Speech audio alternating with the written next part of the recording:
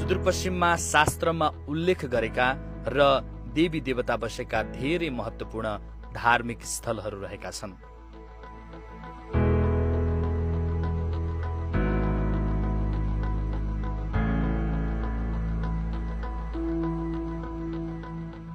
ती धार्मिक स्थलहरूमध्ये सुदूरपश्चिममा 7 बहिनी भगवती भनेर 7 बहिनीको नाममा 7 वटा मन्दिरहरू स्थापना गरिएको छ।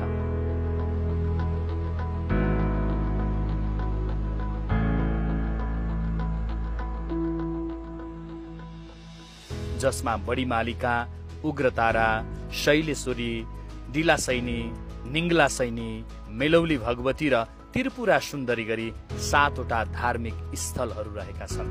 र यी 7 वटा धार्मिक स्थलहरूमध्ये एक विशेष धार्मिक स्थल हो निङ्गलासैनी भगवती माताको मन्दिर।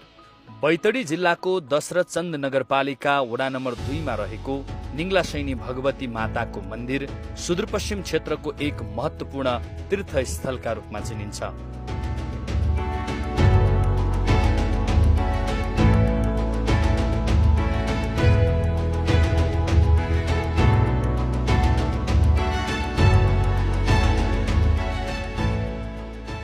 सुदूरपश्चिम क्षेत्रका भक्तजनहरूका लागि यो मन्दिर एक पूजा स्थल पनि हो, जहाँ गएर हजारौं भक्तहरूले आफ्नो मनोकामना पूर्तिको याचना गर्छन्।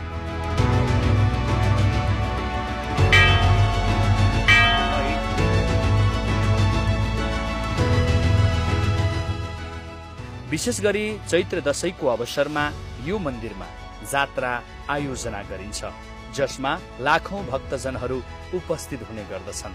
साथै यो मन्दिरमा बैतडी र सोडारीको जात भनेर प्रचलित देही जात पनि विशेष गरी मनाउने गरिन्छ। सुदूरपश्चिमको एक धार्मिक तीर्थस्थलका रूपमा लाखौं भक्तजनहरूको आस्थाको पुञ्जका रूपमा हेरिने यस निङ्गलासैनी भगवती माताको मन्दिर सबैले दर्शन गरौँ।